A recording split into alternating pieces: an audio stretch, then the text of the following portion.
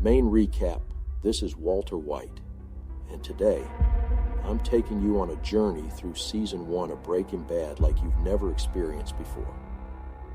Strap in, because we're about to dive deep into the twisted tale of a man pushed to his limits, celebrating my 50th birthday while staring at a Nobel Prize plaque, a stark contrast to my current life. Breakfast consisted of Skylar's healthy veggie bacon, a reflection of her health obsession, which my son Walter Jr. openly mocked. My daily grind involved teaching chemistry at J.P. Wynne High School and working part-time at a car wash to make ends meet. But a humiliating incident with a student's photo pushed me closer to a breaking point. The turning point came when I collapsed from a coughing fit and ended up in the hospital, where I received a terminal lung cancer diagnosis. Determined not to burden my family, I quit my car wash job and embarked on a dark path. A chance encounter with my brother-in-law, Hank, led me to witness a DEA raid on a meth lab where I recognized a former student, Jesse Pinkman. Wait, that's not Jesse. Yep, that is Jesse Pinkman. This encounter set the stage for a life-altering decision. I approached Jesse with a proposal. I'd handle the chemistry. He'd manage the business. With the threat of exposing his drug activities, he reluctantly agreed. Our partnership began as I pilfered chemistry equipment from my classroom, and Jesse acquired an RV for our mobile meth lab. In the desert, we cooked, and Jesse hailed me as an artist. Trouble ensued when Emilio, freshly released from jail, accused Jesse of betrayal. A standoff at the RV led to a deadly gas, sparing Jesse and me but poisoning our adversaries. As we fled, a fire broke out, forcing us to don gas masks and escape. I contemplated ending it all, but was interrupted by fire trucks, not police cars. Back home, I counted the cash from our botched deal, and my transformation became clear as I approached Skylar. In an unexpected turn, we shared an intense moment, leaving her shocked and asking, "Is that you?" As I lay there with Skylar after our intimate moment, I couldn't help but think about the events that had transpired in the past 12 hours. We flashed back to a time when Jesse and I were desperately trying to get that RV out of a ditch.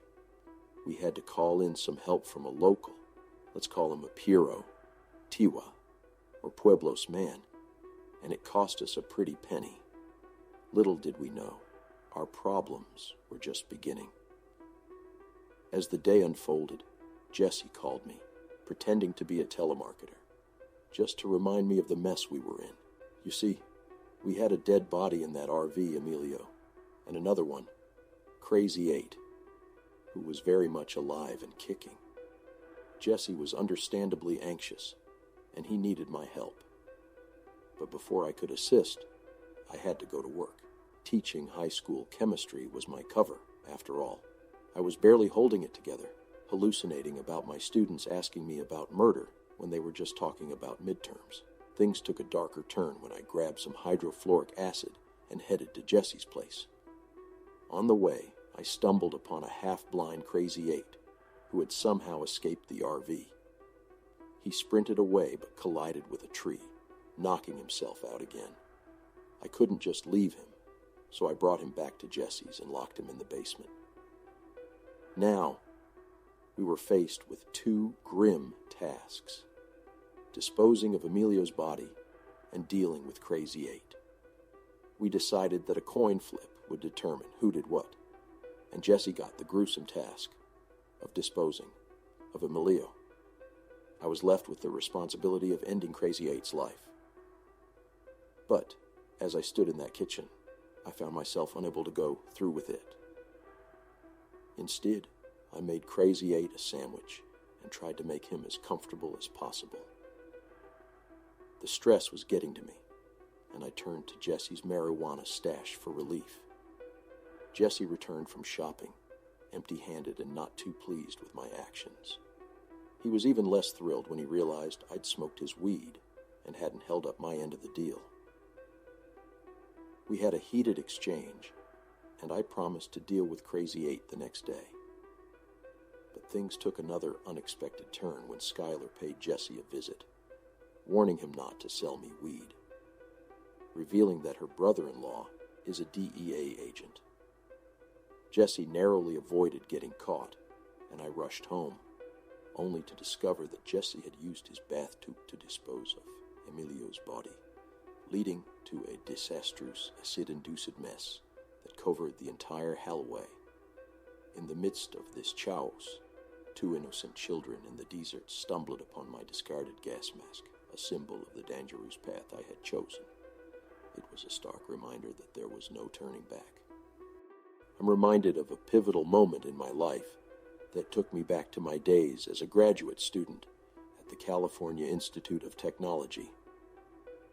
It was a time when I was engrossed in the world of chemistry alongside a female lab partner. We were trying to determine the chemical composition of the human body, but no matter how we sliced it, we always fell short by less than 1%. It left me wondering if there was more to a human being than just their chemical makeup. In the present day, my life had taken a dark and dangerous turn. Skylar's attempts to subtly probe Marie about my supposed marijuana use took an awkward turn when she accidentally implied that our son, Junior, might be involved. Meanwhile, I had the unenviable task of checking on Crazy 8, who was still locked in Jesse's basement. To my shock and horror, Crazy 8 not only knew my name, but was well informed about my family, thanks to Jesse's loose lips.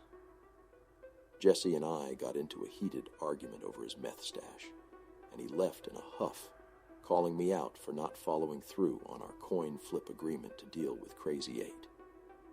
On another front, Marie informed Hank about Junior's alleged weed use while indulging her kleptomania with some pricey shoes. In an attempt to scare Junior straight, Hank introduced him to Wendy, a meth-addicted prostitute, at a shady motel called the Crystal Palace. But the lessons Hank tried to impart didn't seem to resonate with Junior, who luckily didn't light up. Back at Jesse's house, I found myself grappling with a moral dilemma, whether to kill Crazy 8 or let him go. I made a list of reasons for both choices, but the pragmatism of one reason outweighed the morality of the other. He'll kill your entire family if you let him go, I reminded myself. With the day coming to an end, I called Skylar and lied about working overtime at the car wash.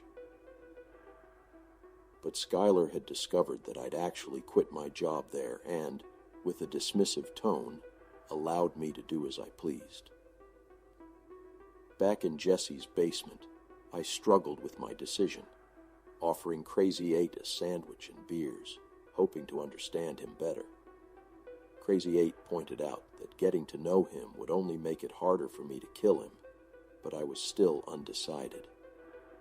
He jokingly offered to write me a check, and our conversation turned to my reasons for entering the meth trade, to secure my family's financial future after my impending death. But as I prepared to release Crazy 8, a missing shard of a broken plate triggered a sudden realization. Crazy 8 had concealed it, undoubtedly planning to kill me with it. In a moment of desperation, I choked Crazy 8 to death, tears streaming down my face as I apologized. The following morning, when Jesse returned, my basement was empty, and the weight of my actions hung heavy in the air. Meanwhile, Hank and Gomez were on a separate path, investigating the original cook site, where they deduced that a mobile meth lab had caught fire and the occupants had fled. They found Crazy 8's abandoned car, puzzling over why he would leave it behind in the desert. A Native American family provided them with a lab mask, a critical clue.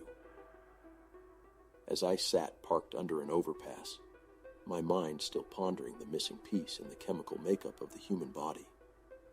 I couldn't help but confront the harsh reality. There was nothing but chemistry here. With a heavy heart, I made my decision and returned home to Skylar, ready to reveal my secret, a secret that would forever change our lives. Stay tuned, folks. Things are about to get even more intense.